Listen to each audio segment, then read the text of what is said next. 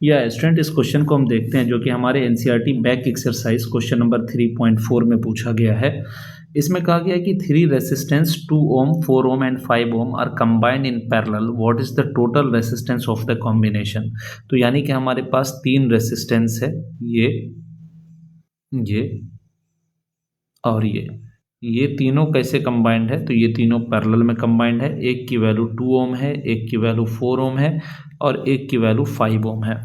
और हमें बोला गया है कि इसका इफेक्टिव या इसका टोटल रेसिस्टेंस कितना होगा। तो हमें पता है कि पैरेलल में जो हम इसको सॉल्व करते हैं तो हम लिखते हैं 1/R equivalent is equal to 1/R1 plus 1/R2 plus 1/R3, यानी ये फाइनली कितना हो जाएगा, तो 1/2 प्लस 1/4 प्लस 1/5। यानी इसको अगर हम सॉल्व करेंगे तो ये हमारा कितना आ जाएगा, तो इसका इन सारे का अगर हम एलसीएम लेंगे तो वी विल गेट 20 हियर।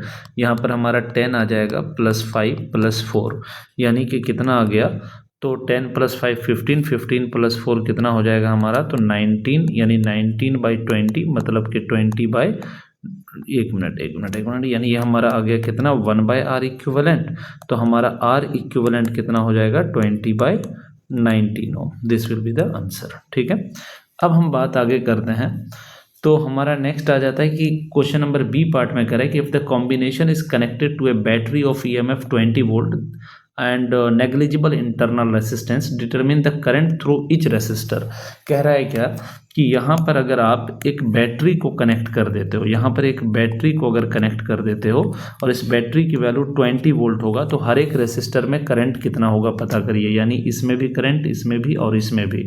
तो अगर आप बैटरी कनेक्ट करते हो इसके पैरेलल में 20 वोल्ट को, तो हर एक, हमें पता है कि पैरेलल में हर एक रेसिस्टर का वोल्टेज सेम होता है। तो ये जो भी आपने सप्लाई दिया वही वोल्टेज इसको भी मिलेगा, वही इसको भी मिलेगा और वही इसको भी मिलेगा। तो अगर आप करंट निकालना चाह रहे हो, लेट से कि इसमें जो करंट है इसको हम I1 बोल देते हैं, इसकी करंट को I2 बोल देते हैं और इसकी करंट को I3 बोल देते हैं। तो हम कहेंगे बी पार्ट में हम कहेंगे कि हमारा I1 जो हो जाएगा वो हो जाएगा वोल्टेज हमारा 20 अपॉन रेसिस्टेंस 2 ओम, तो दिस विल बी 10 एम्पियर। इसी तरीके से अगर हम I2 निकालेंगे यानी दूसरे वाले वायर में निकालेंगे तो ये हमारा हो जाएगा कितना 20/4, मतलब कि कितना हो जाएगा 5 एम्पियर। और तीसरे वाले वायर में निकालेंगे तो I3 हमारा हो जाएगा कितना 20/5, that is equal to basically 4 ampere. ठीक है ना, ये हमारा करंट आ जाएगा। अगर हमें टोटल करंट पता करना है कि कितना होगा, हालांकि पूछा नहीं गया है, लेकिन टोटल करंट अगर निकालना हो तो हम कह सकते हैं 10 + 5 + 4 जो कि हमारा 19 एम्पियर आ जाएगा। लेकिन इस टोटल करंट को आप एक और तरीके से निकाल सकते हो कि अगर आपको I टोटल निकालना है तो आप total voltage 20 upon total resistance जो कि कितना है 19 अपॉन जो कि हमारा कितना है 20/19 है, ये हमारा कितना है तो 20/19 है। तो 19 ऊपर चला जाएगा, 20 से 20 कैंसिल होगा, तो दिस विल बी 19 एम्पेयर। तो आप इस तरीके से भी निकाल सकते हो, या फिर ये I1 I2 और I3 तीनों को ऐड कर दीजिए तो टोटल करंट आपको मिल जाएगा। बट खैर आपका टोटल करंट क्वेश्चन नहीं पूछा है, आपको बस बोला है तीनों रेसिस्टर में कितना करंट होगा ये बस पता करिए। ठीक है, आज ये सेकंड क्वेश्चन जो कि हमारा 3.5 है, इसकी बात करते हैं।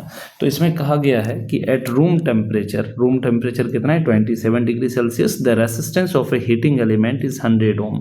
कह रहा है what is the temperature of the element if the resistance is found to be 117 ohm. यानी हमारा अगर देखा जाए तो R0 हमें दे रखा है कितना 27 डिग्री सेल्सियस, और हमें जो है R0 मैं कह रहा हूँ, एक मिनट, हमें जो है T0 जो दे रखा है, तो ये T0 की वैल्यू हमें दे रखा है 27, और इस पर जो रेसिस्टेंस होगा दैट इज R0, ये हमें दे रखा है कितना 100 ओम। कह रहे what is the temperature of the element if the resistance is found to be 117, यानी कि नया रेसिस्टेंस हमारा कितना है 117 ओम है, और यहाँ पर बोला है कि टेम्परेचर कितना होगा पता करके बताइए।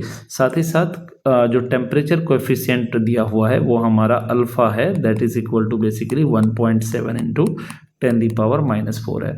तो हमें T पता करना है। तो देखिए हमारे पास एक इक्वेशन होता है क्या कि T या नए टेम्परेचर पर resistance is equal to R0 into 1 + alpha delta T। ठीक है, ये हमारा इक्वेशन है। तो आर टी की वैल्यू हम कितना पुट कर देंगे, 117 is equal to R naught की वैल्यू हमारी 100 इंटू 1 प्लस अल्फ़ा। अल्फ़ा हमारा कितना है, तो अल्फ़ा है हमारा 1.7 इंटू 10⁻⁴ इंटू क्या कर देंगे, डेल्टा टी कर देंगे। तो ये हमारी वैल्यू कितनी आ जाएगी, 100 को इस साइड शिफ्ट करेंगे तो ये 100 जब इधर आएगा तो ये हमारा हो जाएगा कितना, 1.17 is equal to 1 plus 1.7 into 10⁻⁴ into delta T. Delta T मतलब चेंज ऑफ टेम्परेचर। अब इस 1 को अगर हम इधर लेकर के आएंगे तो ये 1 इधर आके माइनस होगा तो we will get 0.17 is equal to 1.7 into 10⁻⁴ delta T.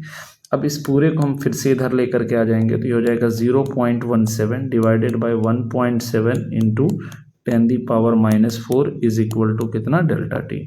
अब हम इसको कर क्या सकते हैं कि अगर हम इस 10⁻⁴ को ऊपर लेके चले जाएं तो ये हो जाएगा 0.17 डिवाइडेड बाय 1.7 इंटू 10⁻⁴। इस पॉइंट को अगर हटाते हैं तो नीचे हमारा 100 आ जाएगा और इस पॉइंट को हटाते हैं तो ऊपर 10 आ जाएगा। This will B delta T हो जाएगा। 1 0 से 1 0 कैंसिल, 17 से 17 कैंसिल। तो ये हमारा 10⁻⁴ अपॉन 10 जिसको कि हम कह सकते हैं 1000 के बराबर आ जाएगा is equal to delta T.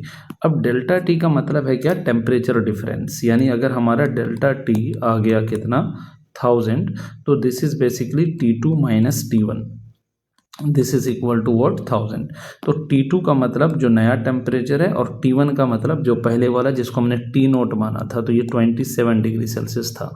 तो दिस विल भी हो जाएगा कितना, 1000 डिग्री सेल्सियस।